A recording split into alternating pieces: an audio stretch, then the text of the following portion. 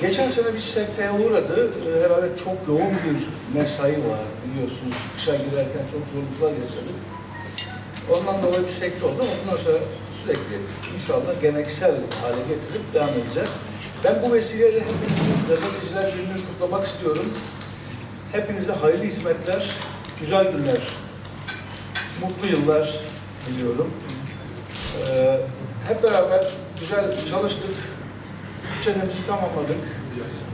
Hepinizi ayrı ayrı tanıyorum. İsim biliyorum. Bu da güzel bir tarafı. Yeni sima belki bir iki tane. Belki ben tanımadım. Belki öyle diyorum ama hepinizi isim tanımam da hakikaten güzelmiş. Şöyle bakıyorum da baya kandık olmuşuz. Baya bir olmuşuz öyle diyelim.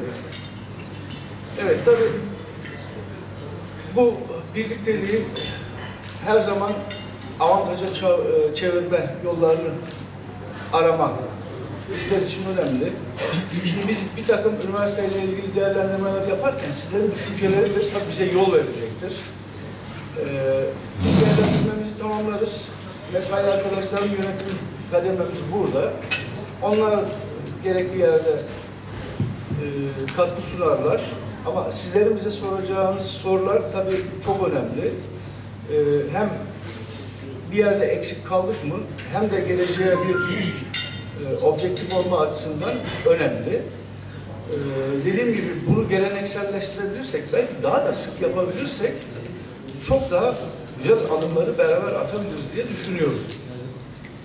Şimdi tabii sunuma geçmek istiyorum.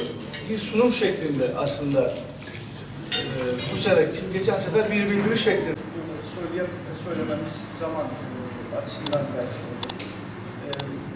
zorluk çıkarabilir.